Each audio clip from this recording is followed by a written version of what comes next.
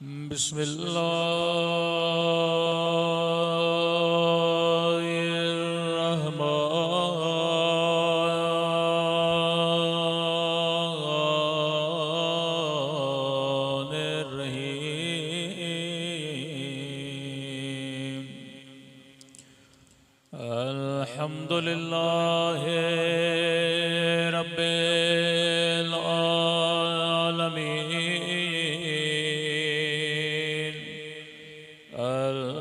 अल्हम्दुलिल्लाहि कमा हुवा अहलु।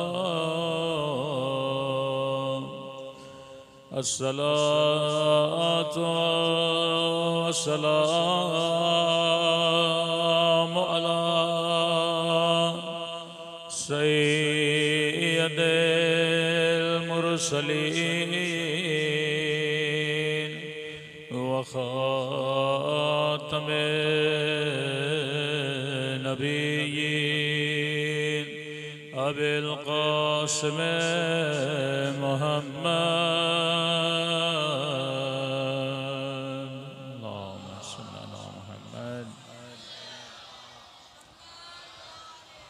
वअला आलिहि तय्यबीन ताहिरीन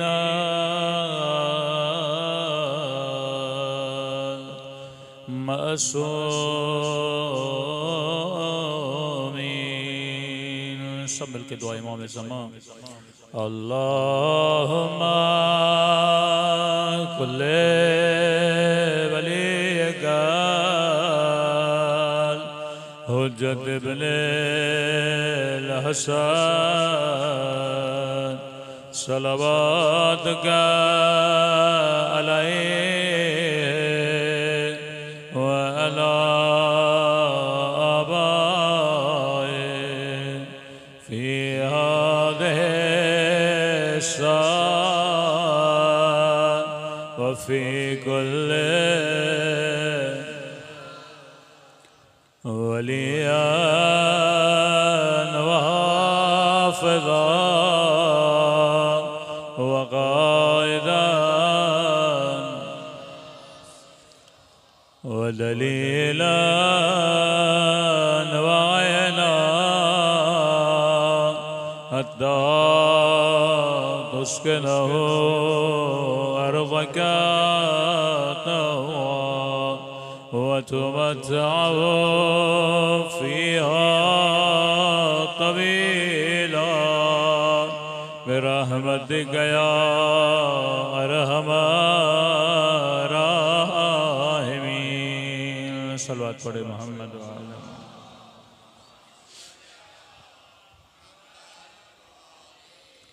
बिस्मिल्लाहिर्रहमानिर्रहीम। रब्बि इश्रह ली सदरी व यस्सिर ली अमरी वहलुल उक़दतम मिन लिसानी यफ़क़हू क़ौली। अम्मा बअद फ़क़द क़ाल सुब्हानहु व तआला फ़ी मुहकम किताबिह बिस्मिल्लाहिर्रहमानिर्रहीम बक़ियतुल्लाह ख़ैरुन लकुम इन कुन्तुम मुअमिनीन। सलवात पढ़े मोहम्मद व आले मोहम्मद।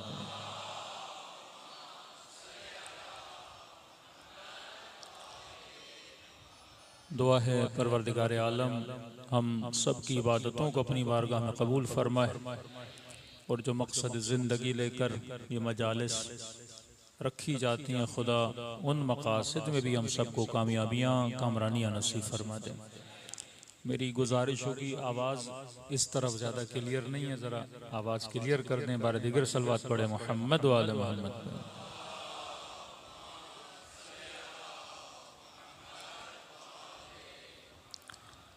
कुरान मजीद की बहुत प्यारी आयत जिसमें परवरदिगार आलम मोमिनों को एक इनाम भी दे रहा है उनके ईमान की वजह से।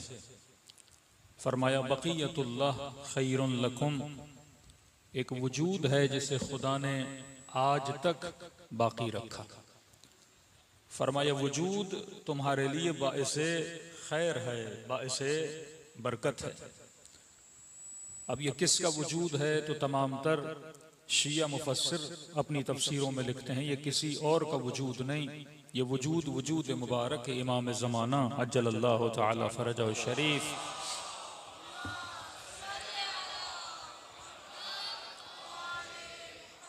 अब फरमाया जो भी इस वजूद को मानेगा, अल्लाह का एक मुजदा, एक वादा है कि खुदा उसकी जिंदगी में खैर को नाजिल करेगा, खुदा उसकी जिंदगी में बरकत को नाजिल करेगा।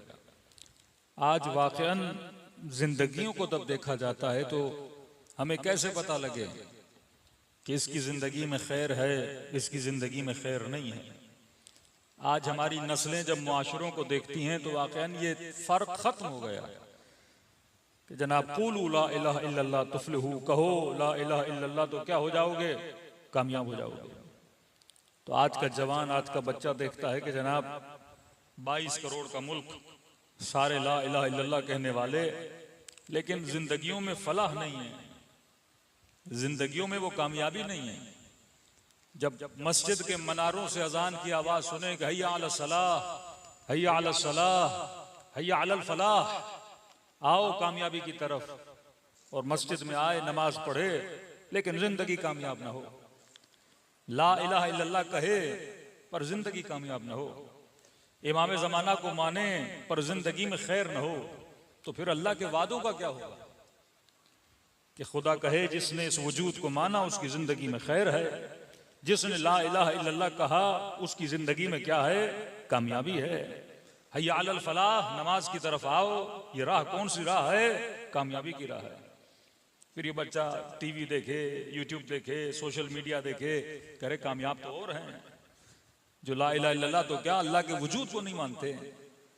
उनके मुल्क में आसाइश भी है, अमन भी है, लोड शेडिंग के मसले भी नहीं, चोरी चकारी भी नहीं, रिश्वत का निजाम भी नहीं, और यहाँ इतनी बड़ी दाढ़ी रखने के बावजूद भी बंदा राशि हो, मस्जिद में आने के बाद भी चप्पल चोरी हो जाए, ये कैसा मुआशरा है?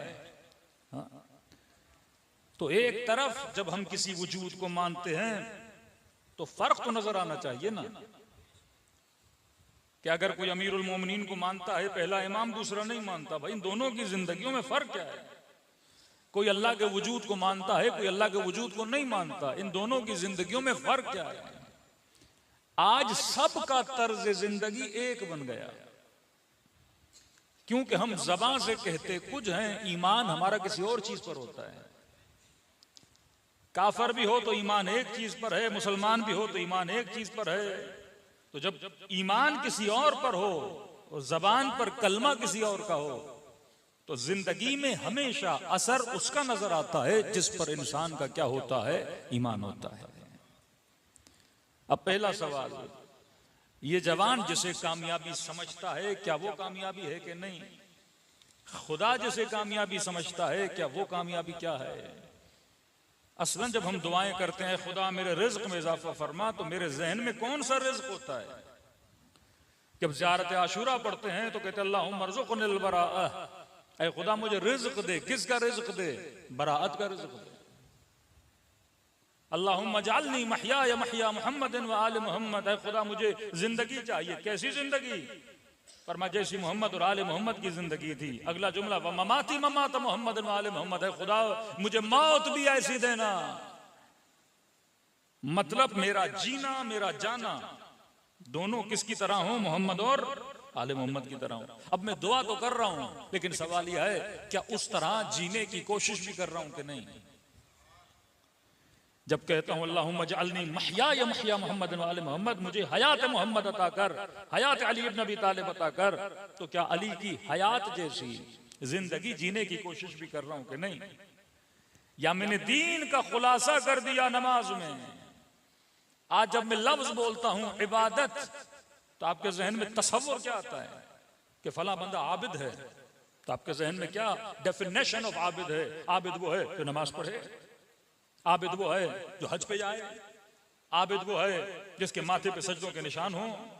हम कहते हैं ये इबादत है। और खुदा कहे कि वमा खलक़तुल जिन्न वल इंसा इल्ला लियअबुदून, मैंने इंसान को खल्क इसीलिए किया ताकि वो क्या करे? इबादत करे। और इबादत इज इक्वल टू नमाज, इबादत इज इक्वल टू रोजा, इबादत इज इक्वल टू खैर खैरात। मैंने इबादत को महदूद कर दिया चंद दिन की एक्टिविटीज में। तभी वो इबादत खवारिज भी कर रहे थे, लश्कर यजीद वाले भी कर रहे थे कि इमाम हुसैन अपनी पूरी रात मौला ने मोहलत मांगी कि एक रात मोहलत दो, मैं तस्बीह खुदा करूंगा। तो सूरह आले इमरान की 177 और 178 आयत की बड़ी शदीद तरीके से मौला विर्द कर रहे थे कि शिमर चीख उठा के हुसैन इतनी बार इस आयत को क्यों पढ़ रहे हो। तो आयत ये थी कि खुदा कुफार को ये कहता है, बनी इसराइल के लिए है कि तुम ये समझते हो कि खुदा तुझे जो जिंदगी लंबी दे रहा है ये अल्लाह की तरफ से रहमत है। कोई इंसान ये समझे मुझे माल ज्यादा मिला तो ये रहमत, जिंदगी ज्यादा मिली तो महरत। अल्लाह कहता है ये रहमत नहीं, ये मोहलत है।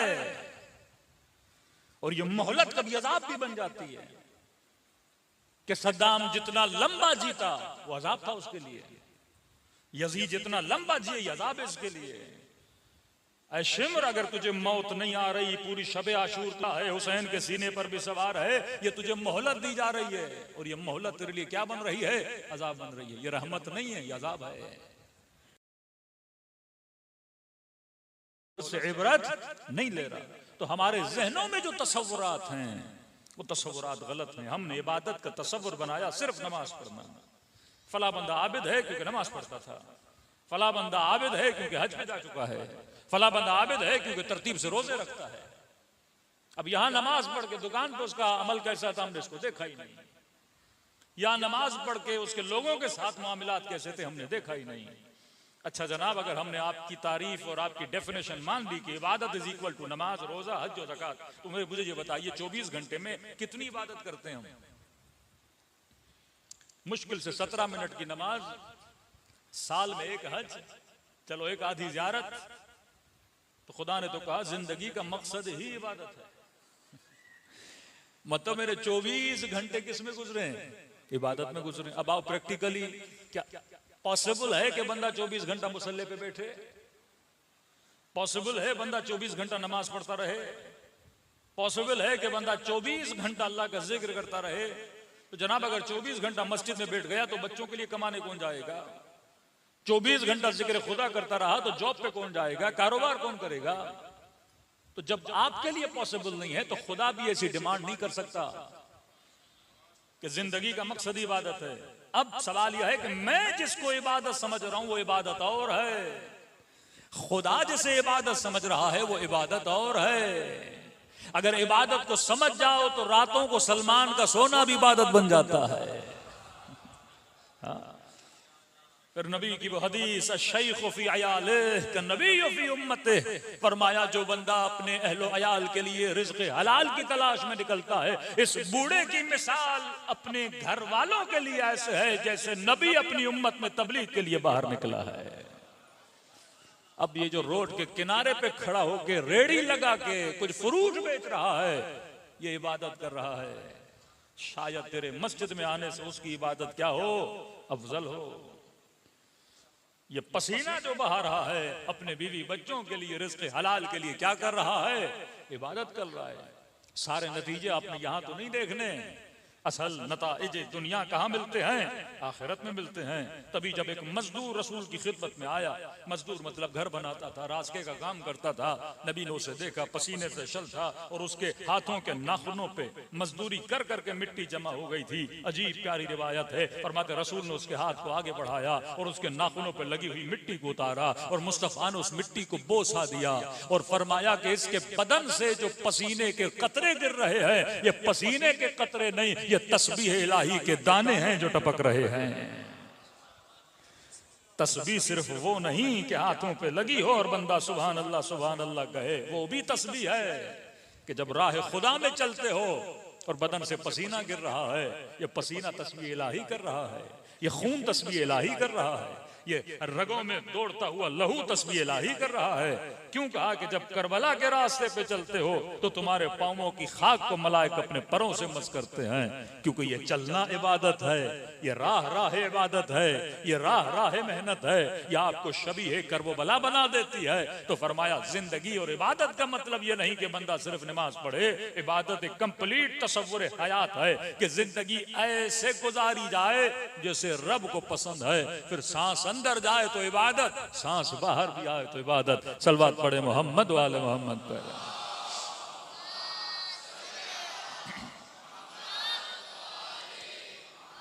व अज्जिल फरजहुम। तभी वो शख्स कहता है कि मोची था।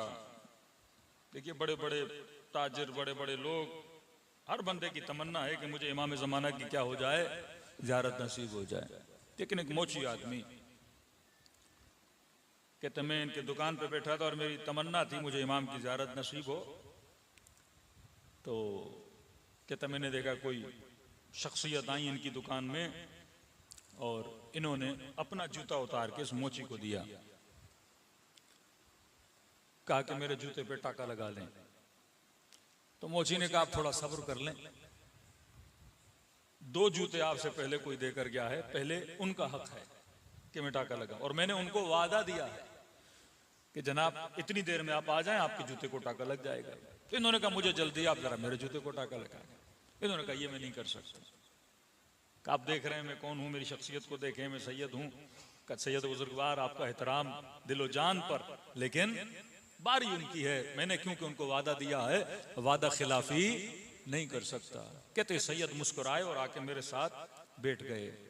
कुछ कलाम इन्होंने मेरे साथ किया और आखिर में उन्होंने जूते को टाका लगाया और ये सैयद बुजुर्गवार चले गए। और इस मोची ने उनकी 10 बोसी की, कदम बोसी की। जब दुकान से निकले तो मोची मेरी तरफ मुतवज्जे हुआ और कहा कि कितने सालों से तुझे तमन्ना थी कि इमाम ज़माना की ज़ियारत हो जाए, अभी इमाम आए भी थे और तूने इमाम को पहचाना भी नहीं। कहा अजीब बंदे हो, मौला जूता दे रहे और तुमने 2 जूतों से मना कर दिया। कहा मौला यही देखने आए थे और तुझे बताने आए थे कि मैं अपनी ज़ियारत उसे करवाता हूं जो अपने वादे पे वफा करता है।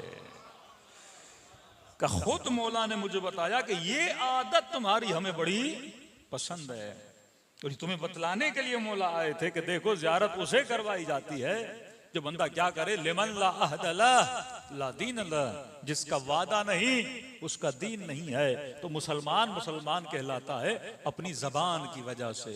रसूल हिजरत करके जा रहे हैं, अमानतें कुफार की हैं, अली को मौत के बिस्तर पे सुला के जा रहे हैं कि काफरों को अमानतें क्या करना, वापस करना।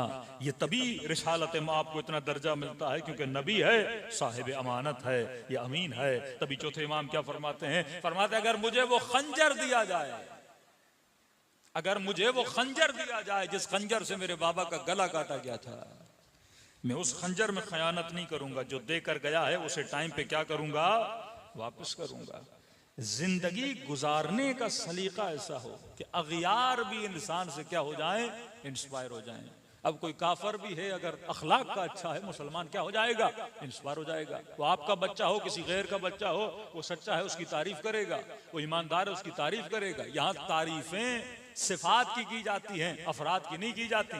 तभी फरमाया शख्सियत परस न बनना, सिफत परस बनो। सिफत अच्छी अगर दुश्मन में भी है उसकी क्या करो, तारीफ करो। हातम ताई सखी था, तो मौला फरमाते काफर तो था लेकिन जहन्नुम की आग इसके बदन को जलाएगी नहीं। का मौला क्यों, फरमाया क्योंकि सखी था। मतलब जहन्नुम भी सिफत दे के बंदे को जलाती है। क़यामत के दिन यौम तरल मुमिनून वल मुमिनात यसअ नूरुहुम बैना अयदीहिम व बिअयमानिहिम, वहां पर यह नहीं है कि खुदा कैलकुलेशन पे कैलकुलेट करे किसने कितनी नेकियां की, किसने कितने सवाब की। फरमानी हर बंदे का चेहरा बताएगा। मोमिन है तो चेहरा बताएगा, मुनाफिक है तो चेहरा बताएगा, मोमिन है तो चेहरे की चमक बताएगी मोमिन है। वहां ये कहने की जरूरत नहीं तू जन्नत में जा, तू जहन्नुम में जा। वहां जन्नत जन्नती को खुद बुलाएगी कि तू मेरे पास आ। वो जहन्नुम जहन्नुमी को खुद बुलाएगी कि तू मेरी खुराक है, तू मेरे पास आ। तो फरमाया अगर ये सिफात तेरे अंदर आ जाए, इस्लाम नाम है सिफत का, खुद लफ्ज इस्लाम का मतलब क्या है, अमन व अमान। एक बंदा कहे मैं मुस्लिम लेकिन हाथों में बम धमाके हों, गले काटे, जिसके वजूद और शक्ल से इंसान को दहशत आए और कहे कि मैं क्या हूं, मुस्लिम हूं। मुस्लिम का मतलब जिसे देखकर इंसान का दिल करे कि अगर मैं घबराहट में हूं इसके पास जाऊंगा तो मुझे अमन अमान मिल जाएगा। दुश्मनान अहले बैत भी जब आते थे, कहते हैं एक शकीयुल कल्ब बंदा जिसने करबला में मजालिम में शामिल था, दौड़ते दौड़ते मदीने पहुंचा। किसी ने कहा अगर तुम्हें रहने के लिए जगह चाहिए, खाने के लिए खाना चाहिए, तो एक ही घर है मदीने में जो 24 घंटा फकीरों के लिए, गरीबों के लिए खुला रहता है। मतलब आप एक मोहल्ले में रहते हैं, उस मोहल्ले में किसी बंदे से बोला जाए जनाब अगर आपकी बेटी बीमार है, आपको जिंदगी में कोई मसला है, तो आप इस मोहल्ले में किससे उम्मीद लगा सकते हो? वो जिसका नाम लेगा वो शिया इमाम ज़ैनुल आबिदीन होगा। अगर उसमें आपका नाम नहीं आ रहा तो आप शिया ज़ैनुल आबिदीन नहीं हो सिफती तौर पर। 4 भाई हैं, 7 भाई हैं, अगर किसी भाई से बोला जाए जनाब आपको मसला हो, तो आप 7 भाइयों में से किससे उम्मीद लगा सकते हो? वो जिसका नाम लेगा वो सिफत में इमाम ज़ैनुल आबिदीन का शिया है कि लोग खूबियों के लिए आपसे क्या लगाएं? उम्मीद लगाएं कि अगर मैं कहीं पे अटक गया, कहीं पे फंसक गया, तो ये वाहिद बंदा है जो मेरी मदद करने को आ सकता है। तो कहा कि एक ही घर है मदीने में जिसके पास जाओगे तुम्हें खाना भी मिलेगा, जगह भी मिलेगी। कहते आ गए इमाम ज़ैनुल आबिदीन के पास। गालिबन शायद ये शुरू में जानता नहीं था या जो भी था, दरवाजे पे दस्तक दी, घर के अंदर आ गया। इमाम ने अपने नौकरों को बोला कि इसे खाना दिया जाए। घर की बैरूनी में कमरा दिया, वहां पे रहा 1 से 2 दिन। तीसरे दिन जब जाने लगा तो इसे पता चल गया कि ये कौन है, ये अली इब्न हुसैन है। तो जब जा रहा था तो इमाम ज़ैनुल आबिदीन ने कहा कि अब वापसी कर रहे हो, कोई सवारी है तेरे पास? इसने कहा नहीं, सवारी नहीं है। तो मौलाना ने कहा ये सवारी खड़ी है, ये साथ ले जा। कुछ पैसे दिए, ये साथ ले जा। कुछ खाना दिया अपने नौकर को, भूखा है इसे दे, ये साथ ले जाए। जब ये निकलने लगा ना तो इसने इमाम ज़ैनुल आबिदीन को कहा कि लगता है कि आपने मुझे पहचाना नहीं है। हाँ। मौला की आंखों में आंसू भर आए। फरमाया तू ये समझता है मैंने नहीं पहचाना, मैं तुझे कभी भूला ही नहीं। का तू वही है जिसने मेरे अकबर के सीने में बर्छी लगाई थी। हाँ। फरमाया इतना कुछ जानने के बावजूद भी ये अखलाक। फरमाया तुमने करबला में वो किया जो तेरा किरदार था, मैंने आज वो किया जो मेरा किरदार था। सूरज है ना रोशनी देगा, बल्ब है रोशनी देगा, गटर है बदबू देगा। तेरे अंदर जो है वही बाहर निकलता है। शाम से आया, इसका दिमाग भर दिया गया था कि अली इब्न अबी तालिब अलियाज़ बिल्लाह नमाज नहीं पढ़ते। इमाम हसन बाजार से गुजर रहे थे, जैसे निगाह हसन इब्न अली पे पड़ी, कहते हैं जो इसके मुंह में आया इसने अमीरुल मोमिनीन को गालियां दी, सबको शितम किया, फलां के बेटे, फलां के बेटे, फलां के बेटे। कहते हैं इतना बोला कि इसका मुंह खुश्क हो गया, झाग बाहर निकल रही थी। मौला हसन ने इसे देखा, अपने गुलाम को कहा कि बोल बोल के थक गया, इसे थोड़ा पानी पिला दो। हाँफ रहा था, सांसें उसके, मतलब इतना गुस्से में था, इसके दिमाग को इतना भर दिया गया था। पानी जब उसने पिया तो इमाम हसन ने फरमाया लगता है मुसाफिर हो, अगर रहने के लिए जगह नहीं तो हसन तुझे घर दें, अगर पैसों के लिए परेशान हो तो तुझे पैसे दूं, अगर सवारी नहीं तो तुझे सवारी दूं। जब इमाम ने ये बातें करना शुरू कर दी तो ताज्जुब से कहता है हसन इब्न अली में गालियां दे रहा हूं और तू नेकियां कर रहे हो। का तू जहां से आया है, जिसने तुझे जो सिखाया है तू वो बता रहा है, मैं वो कर रहा हूं जो मुझे बाबा अली ने बताया है। हाँ। कहते फौरन मौला के हाथों को चूमा और फरमाया अगर तरबियत हसन ये है और अली ने ऐसी तरबियत की है तो मैं आपके हाथों पे बेअत करना चाहता हूं। एक अखलाक ने इसे हसन का मुरीद बना दिया। ये दीन है, ये इबादत है। नमाज प्रैक्टिस है। 17 मिनट की प्रैक्टिस तुझे ये सिखाती है कि तुमने 24 घंटे कैसे गुजारने हैं। तभी फरमाइए फलाह बहबूद है। खाना खाना हलाल, नमाज में हराम। पानी पीना हलाल, नमाज में हराम। लेफ्ट एंड राइट देखना हलाल, नमाज में हराम। इब्तदाई नमाज में हम्द पढ़नी है, यासीन पढ़ो हराम, रहमान पढ़ो हराम, बकरा पढ़ो हराम। अल्लाह का कुरान है। परवरदिगारा मैंने अल्लाहु अकबर कहा, सुबह की पहली रकत में हम्द पढ़ा, दूसरी रकत में हम्द की जगह पे यासीन पढ़ूं, कल्ब कुरान का हराम है। परवरदिगारा नमाज इशा में सूरह रहमान पढ़ूं, जन्नत का जिक्र का हराम है। अगर मैंने हम्द कहा तो हम्द पढ़नी है। फलसफा क्या है? का देखो दोनों हाथों को उठाते हो, कहते हो अल्लाह अकबर। निगाहें वहां रखो जहां मैं कहूं, हाथ वहां रखो जहां मैं कहूं, खाना खाना हलाल है, लेकिन 2 मिनट के लिए खाना तुझ पे हराम है, पानी तुझ पे हराम है। खुदाया हम की जगह पे यासीन पढ़ूंगा, नहीं हम भी पढ़ोगे।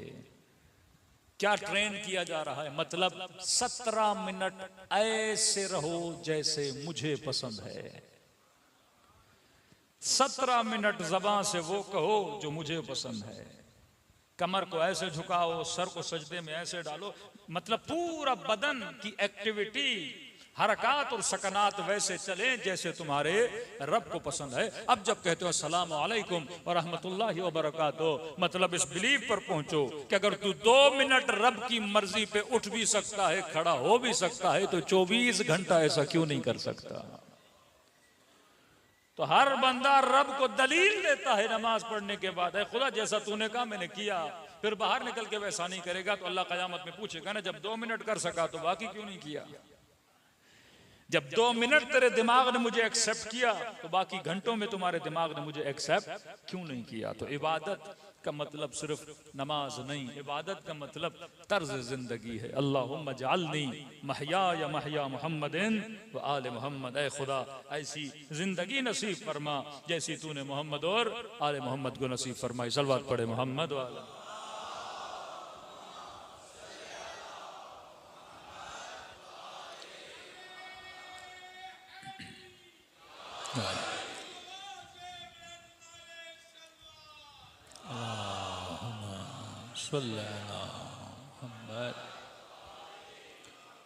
तो जनाब एक वो दीन है जो हमने पैदाइशी लिया, जैसे हम इस्लाम कहते हैं। एक लफ्ज मजहब, मजहब का मतलब है जिहाब, चलना। कहते हैं आपका मजहब क्या है, इसका उर्दू में तर्जुमा करें तो आपका चलन क्या है, किस पे चलते हो, वो आपका मजहब है। अमीरुल मोमिनीन की कई बातों पे चलते हो तो शिया मजहब है, अबू हनीफा की बातों पे चलते हो तो सुन्नी हनफी मकतब है। आपका चलन क्या है। अब एक हमारा वो चलन है जो हम बताते हैं कि हम मुस्लिम हैं, मकतब इस्लाम है। एक वो चलन है जिस पे हम अभी चल रहे हैं, वो किसी का सेकुलरिज्म है, किसी का लिबरलिज्म है, किसी का कैपिटलिज्म है। ये भी मजहब है। क्या फरमाया आखिरी जमाने में लोगों का मजहब क्या होगा, फरमाया दीनुहुम दनानीरुहुम, ये रसूल फरमाते हैं आखिरी जमाने में लोगों का चलन होगा पैसा। हिम्मतहुम बुतूनुहुम, ये सारी एनर्जी लगाएंगे पेट के लिए। मतलब 4 दिन पहले प्लान करेगा कि मैंने खाना क्या खाना है, सारी हिम्मतें जोड़ेगा शिकम के लिए। या अरब मुसलमानों को देखें, उनके लिए मशहूर है, एक तो पेट पालन, दूसरा पैसा। फरमाया आखिरी जमाने में लोगों का चलन मकतब हो, मजहब होगा पैसा, धन, दीनार, सोना। पैसा क्यों बोला, क्योंकि जितने फैसले लिए जाएंगे वो किसकी वजह से लिए जाएंगे, पैसे की वजह से। दोस्तियां पैसे की वजह से, मनसब पैसे की वजह से, जुल्म पैसे की वजह से। अमेरिका ने असला बेचना है तो जुल्म होगा, जुल्म होगा तो असला बिकेगा ना। शिया सुन्नी आपस में लड़ेंगे तो गोलियां बिकेंगी ना। मुसलमान मुसलमान का गला काटेगा तो गोली बिकेगी ना। इंसान इंसान का दुश्मन बनेगा तो बम खरीदेगा, मिसाइल खरीदेगा। अब वो चाहे कोई यहूदी मरे या मुसलमान मरे, मर तो इंसान रहा है। जब इनकी आपस में दुश्मनी बनेगी तो ये एक दूसरे के लिए सारा पैसा किस पे लग रहा है, मिसाइलों पे, बमों पे, धमाकों पे। मुल्कों का सारा बजट किस पे खर्च हो रहा है, पैसों पर। जब आप लफ्ज इस्तेमाल करते हो पावर पॉलिटिक्स, मतलब पावर क्या है, पावर आपको क्या देता है, पैसा, मकाम, मनसब, ये क्या सब क्या देता है आपको। सियासतदान को किस चीज की लत लग जाती है, पैसे की लत। तो मकतब क्या बना, पैसा। कत्ले अबा अब्दुल्लाह अल हुसैन, इब्ने साद क्या कह रहा है, शहरे रे की हुकूमत। इब्ने जियाद किस चीज के पीछे, मनसब। शिमर किस चीज के पीछे, पैसा। फरमाया आखिरी जमाना दीनुहुम दनारीरुहुम। देखिए एक मुसलमान खातून हिजाब करती है, इससे काफर को क्या नुकसान है।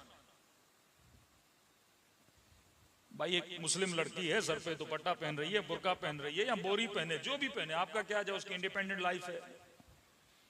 मेरी मर्जी में दिशताशा पहनूं, पैंट शर्ट पहनूं, आपको क्या नुकसान है? कभी आपने सोचा एक सुन्नी से आपको क्या नुकसान है, एक शिया से सुन्नत को क्या नुकसान है? ये जो दुश्मनियां, नफरत इंसान अपने अंदर पालता है, कभी 5 मिनट के लिए सोचे, अगर कोई शिया है, मजलिस कर रहा है, मातम कर रहा है, मुझे उससे क्या नुकसान है? कोई नुकसान नहीं। एक हिंदू मंदिर में जा रहा है, मुझे क्या नुकसान है?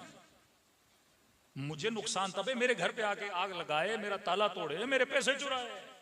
एक बंदा सबीले लगा के सबको पानी पिला रहा है, मुझे इससे क्या नुकसान है? मैं क्यों नफरत करूं इस इंसान से? फ्री में लंगर खिला रहा है, खाने खिला रहा है, मुझे इससे क्या नुकसान है?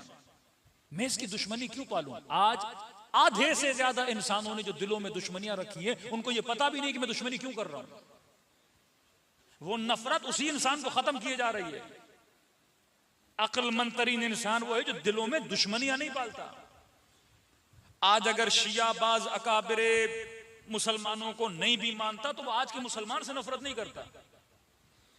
भाई ठीक है, हम माविया तो नबी सुफियान को नहीं मानते, अब ये थोड़ी है कि कोई माविया को मानता मुझसे नफरत करे, नहीं, हम कारोबार भी करते हैं, हम काम भी करते हैं।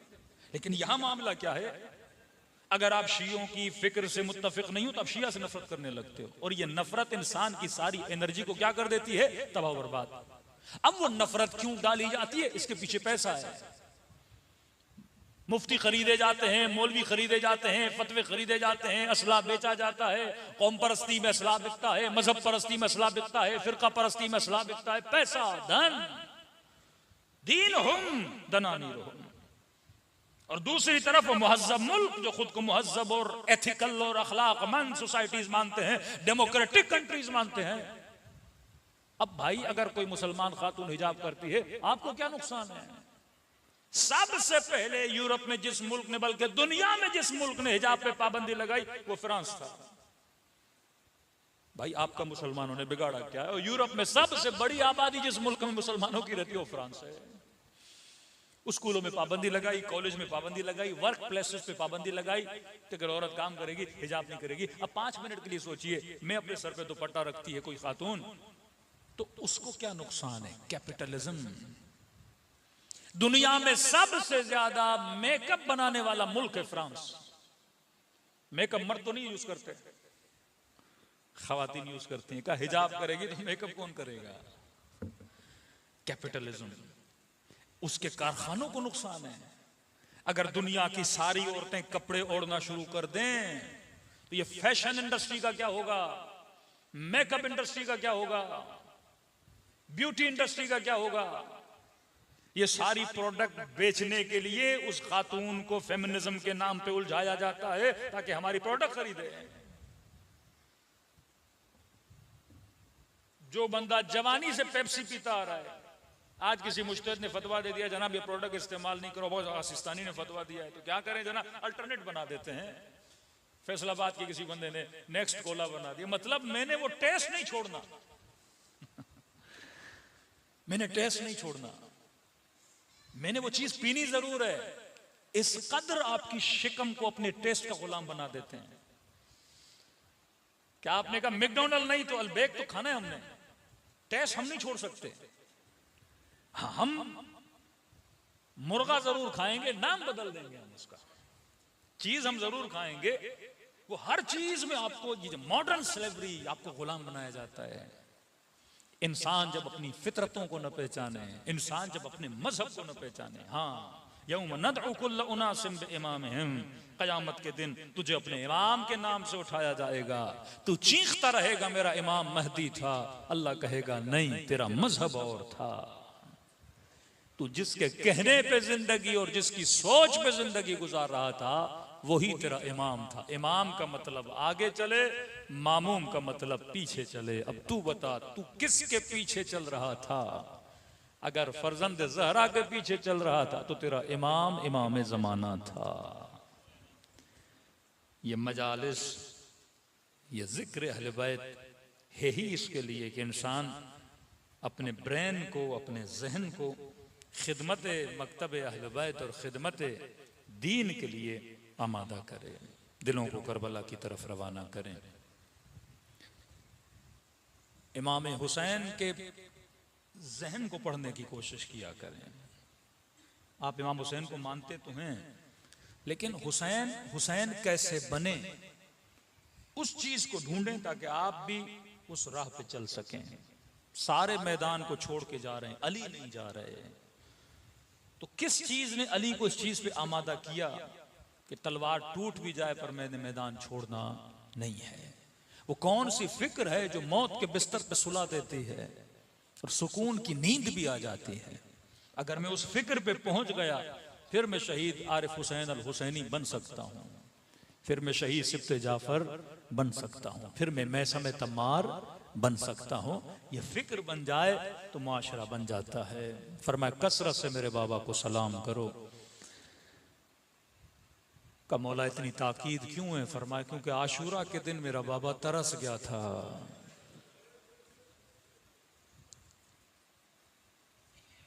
देखिए, एक छोटा सा आलिम भी होता है ना, छोटा सा आलिम हो, हर बंदा उसके लिए दरवाजा खोले, कोई हाथ चूमे, कोई इल्तमास से दुआ कहे, तो उसको आदत पड़ जाती है अगर मैं किसी इमाम बारगाह में जाऊं तो 4 मोमिनीन आए और मुझे सलाम करें। कोई इमाम हो,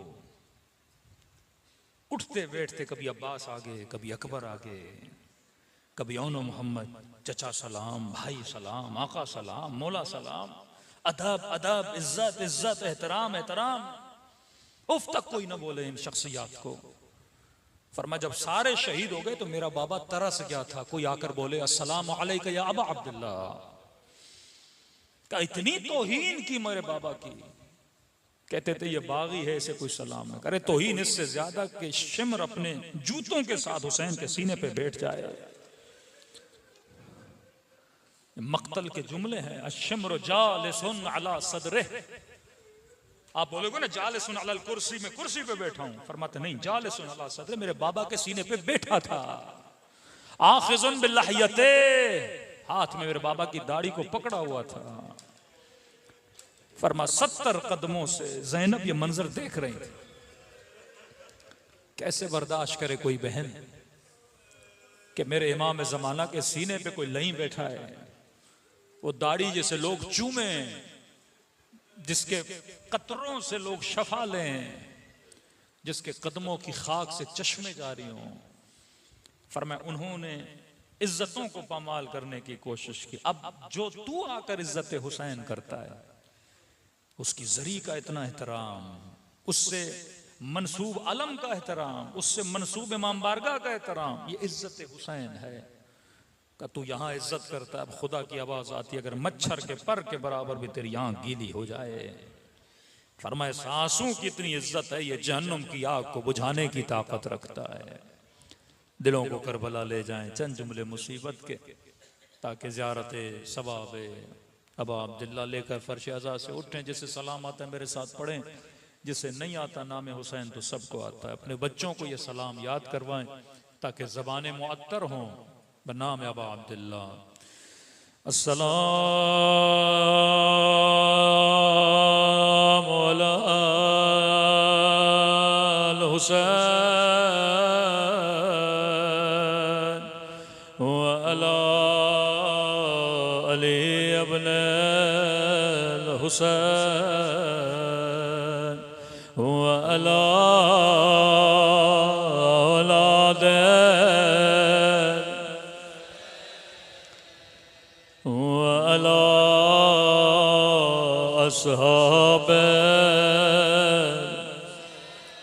सब मिलके अस्सलाम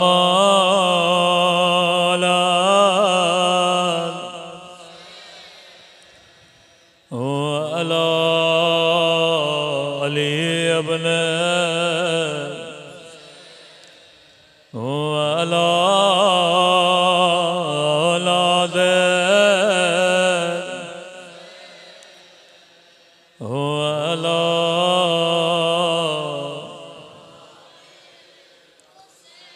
सब मिलके अस्सलाम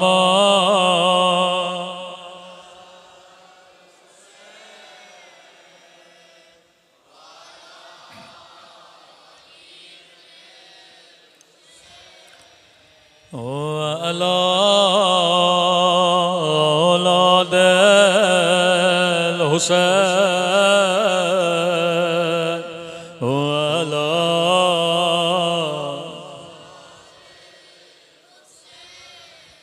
मेरा सलाम हो उस दर्द भरे मंजर पे जब ज़ैनब की नज़र एक पामाल बदन पे पड़ी।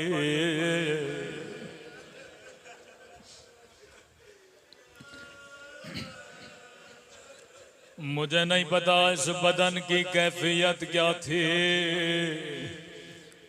लेकिन मक़तल के जुमले हैं जो बहन 50 साल हुसैन के साथ रही हो,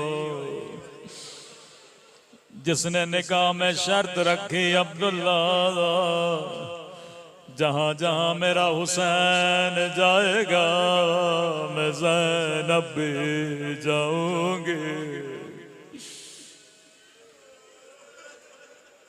अगर आप में से किसी ने किसी मोमिन को 10 साल पहले देखा हो, आज अगर कहीं नजर आए फौरन कहोगे मोमिन मैंने आपको पहले कहीं देखा था। अजब जिस बहन ने 50 साल हुसैन को देखा,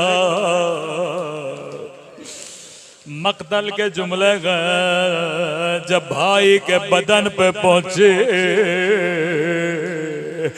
बड़े ताज्जुब से कहा अंता क्या तू ही मेरा भाई हुसैन?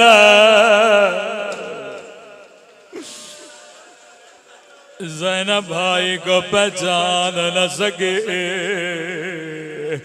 कभी कहती थी क्या तू ही मेरा हुसैन है, क्या तू ही मेरा माँ जाया हुसैन है। अल्लाह जाने बदन के साथ ऐसा क्या किया।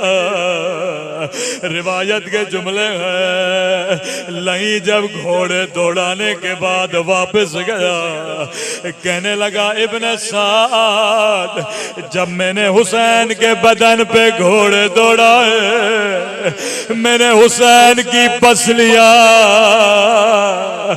टूटने की आवाज सुने थे।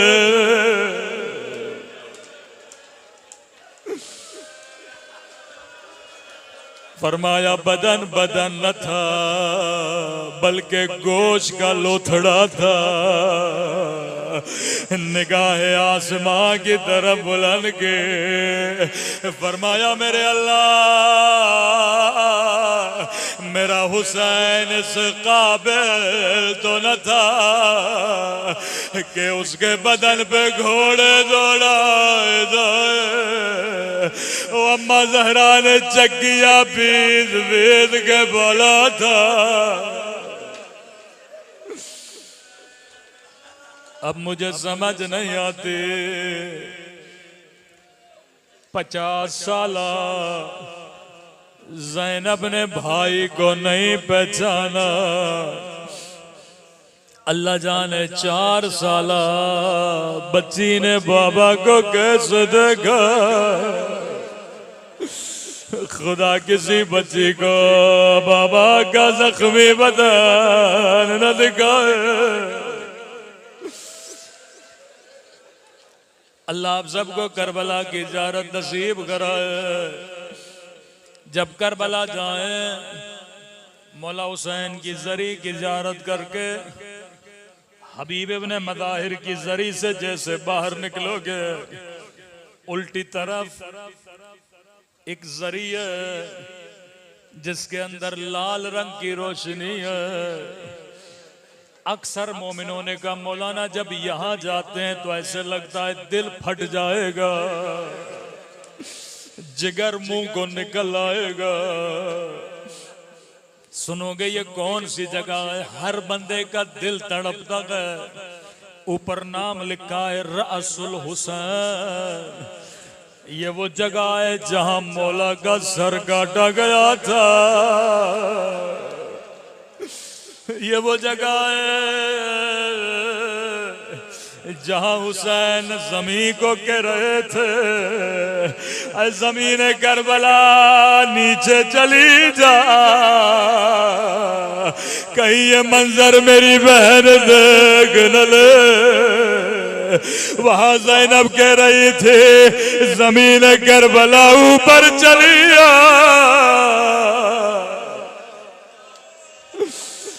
मुझे मेरा माजाया दिखा दे। अल्लाह जाने 4 साल बच्ची ने ये मंजर कैसे देखा। मक्तल के जुमले, सैयदा जैसे मक्तल में पहुंची क्या देखा, 4 साल बच्ची है जिसने खुद को बाबा के सीने पे सुलाया है। सैयदा कहती है मैं बच्ची को उठाना चाहती थी, कटी हुई गर्दन से आवाज आई ठहर जा ज़ैनब,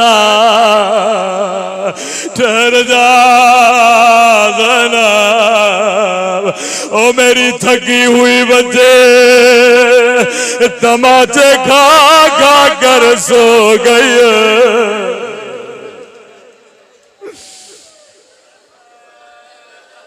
सैयदा बदन के साथ बैठ गए, दारो गद्दार रोने लगे। कहती हैं जब बच्ची की आंखें खुली, बस इतना पूछा सकीना, मैंने भी बाबा को नहीं पहचाना। सकीना बदन 2 चीजों से पहचाना जाता है, या लिबास से पहचाना जाता है या सर से पहचाना जाता है। सकीना बाबा के बदन पे सर नहीं है, ओ जालिमों ने लिबास भी उतार लिया है। तूने बाबा को कैसे पहचाना? कहती है पुप्पी अम्मा जब मैं गोदिए कत्लगाह में आए मुझे कहीं बाबा नजर नहीं आया, कहीं से तीर उठाओ कहीं से नेज़े उठाओ, मैं ढूंढ ढूंढ के थक गए। मैंने कहा मेरे गरीब वतन बाबा, ओ मेरे 3 दिन के प्यास है बाबा, ओ बाबा तेरी यतीमा बच्चे आ गए, ओ तेरे सीने पे सोने वाले। एक मर्तबा कटी गर्दन से आवाज आई इलाहिया इलाहिया, आजा मेरी थकी हुई बच्चे, आजा मेरी प्यासी बच्चे। अला लअनतुल्लाह अलल कौम।